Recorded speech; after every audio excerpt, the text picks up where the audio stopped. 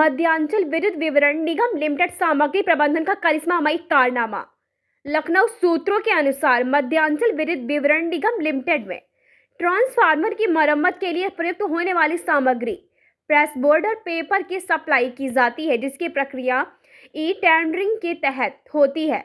अभी तक लगभग 10 सालों से एमएसएमई में रजिस्टर्ड मैन्युफैक्चरिंग कंपनियां सूर्यांश पल्प एंड बोर्ड, इंसान पेपर बोर्ड हरियाणा तथा अशोक राय बोर्ड चेन्नई मध्यांचल में सप्लाई कर रही थी। लेकिन इस बार प्रेस बोर्ड और पेपर का टेंडर हुआ और सामग्री प्रबंधन ने गुणवत्ता मानकों में हेराफेरी करके अपने चहेते सप्लायरों को टेंडर देने के उद्देश्य से इन 3 कंपनियों का टेंडर रिजेक्ट कर दिया, जबकि कंपनियां पिछले 10 सालों से मध्यांचल डिस्कॉम में गुणवत्तापूर्वक सप्लाई कर रही थी।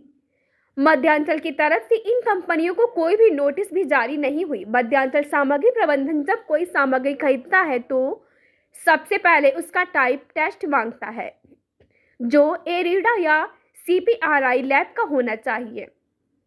इसके बाद जब मटेरियल सप्लाई के लिए कंपनी द्वारा तैयार होता है तो उसका दूसरा निरीक्षण मध्यांचल के इंजीनियर करते हैं, और जब मटेरियल विद्युत विभाग के स्टोर में आता है तो तीसरी बार सामग्री का निरीक्षण बिजली विभाग, एरिडा या CPRI से करवाया जाता है।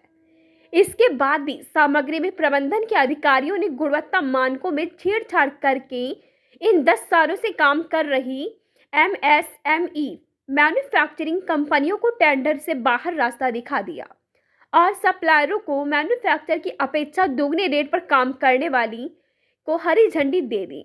एक चीज साफ जाहिर होता है, या क्या 10 साल से गुणवत्ता विहीन सामग्री खरीदा जा रहा था, अब सही सामग्री खरीदनी जा रहे हैं। विभाग ने अगर 10 साल गुणवत्ता विहीन सामग्री खरीदी तो इसका जिम्मेदार कौन होगा। इससे साफ जाहिर होता है कि यह लोग योगी सरकार की महत्वाकांक्षी योजना MSME को बढ़ावा देने पर पलीता लगा रहे और दोगुने रेट पर काम करने वाले सप्लायरों को काम देकर विभाग को भी चूना लगा रहे।